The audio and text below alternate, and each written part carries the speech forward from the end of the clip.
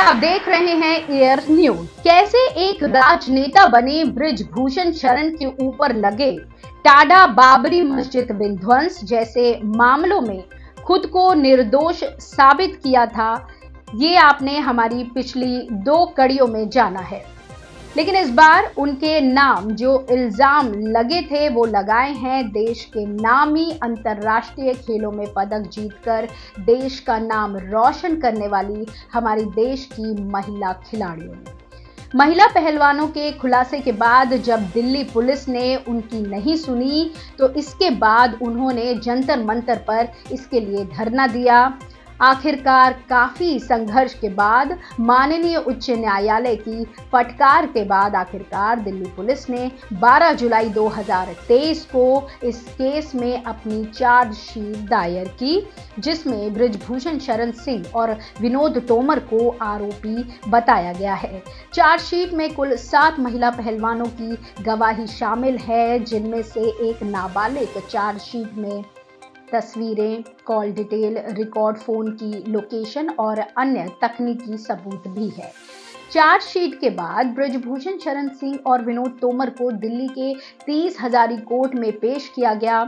Court ने उन्हें जमानत पर रिहा किया, लेकिन उन्हें कुछ शर्तों के साथ ही दिल्ली या देश से बाहर जाने और यौन उत्पीड़न के शिकार महिला पहलवानों से किसी भी तरह का संपर्क न करने की चेतावनी भी दी।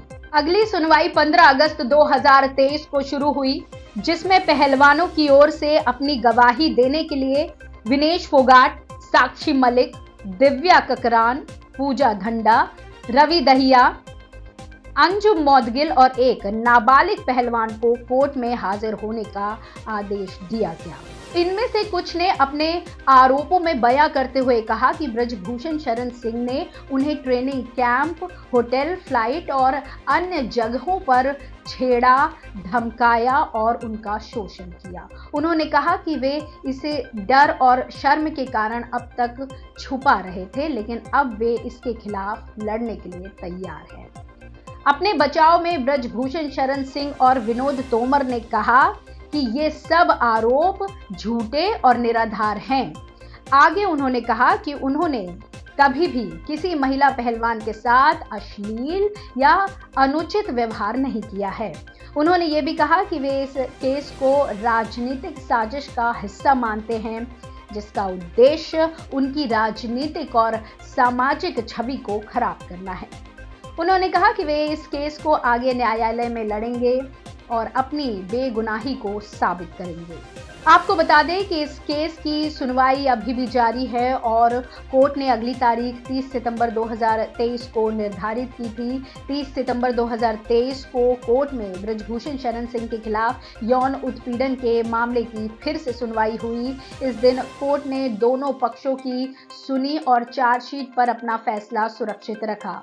कोर्ट ने अगली सुनवाई के लिए 15 अक्टूबर 2023 की तारीख तय की। इसके बाद 15 अक्टूबर 2023 को कोर्ट में बृजभूषण शरण सिंह के खिलाफ यौन उत्पीड़न के मामले की सुनवाई की। आपको बता दें कि इस सुनवाई में बृजभूषण शरण सिंह के वकील ने कोर्ट में दलील दी कि चार्जशीट की स्क्रूटनी में समय लगेगा, लिहाजा उनको जमानत दी जाए। उन्होंने कहा कि उन पर लगे आरोप झूठे और निराधार हैं। दूसरी तरफ महिला पहलवानों के वकील ने कोर्ट में दलील दी कि उन पर लगे आरोप सच और तथ्य पर आधारित हैं।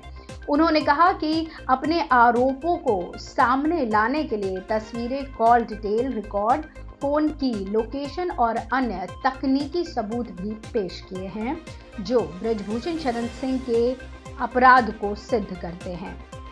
उन्होंने कहा कि वे इसे डर और शर्म के कारण अब तक छुपा रखा था, लेकिन अब वे इसके खिलाफ लड़ने के लिए तैयार हैं। उन्होंने कहा कि वे बृजभूषण शरण की गिरफ्तारी और न्याय की मांग कर रहे हैं। तो ये थी हमारी आज की पेशकश, जिसमें हमने बृजभूषण शरण के ऊपर लगे आरोपों पर बात की। आपकी इस बारे में क्या राय है, कृपया हमें कमेंट बॉक्स में बताएं। क्या आप भी मानते हैं कि बृजभूषण को राजनीतिक षड्यंत्र के तहत फंसाया जा रहा है या फिर महिला पहलवान सही है? आया नहीं हैगा कि कोई महिला पहलवान मेरे पास आई हो, उसने कुछ बताया हो कि जी मेरे साथ सेक्सुअल हरासमेंट हो रहा है या मैं बहुत हरासमेंट हो रही हूँ, मुझे बहुत टॉर्चर किया जा रहा है। तो मेरी नॉलेज में तो आज तक कुछ नहीं आया सर। आने वाले समय में इस केस से जुड़ी अन्य जानकारियों के साथ फिर मिलेंगे। तब तक अगर आपको हमारा ये वीडियो पसंद आया तो एयर न्यूज़ को सब्सक्राइब और वीडियो को लाइक शेयर कर दीजिए।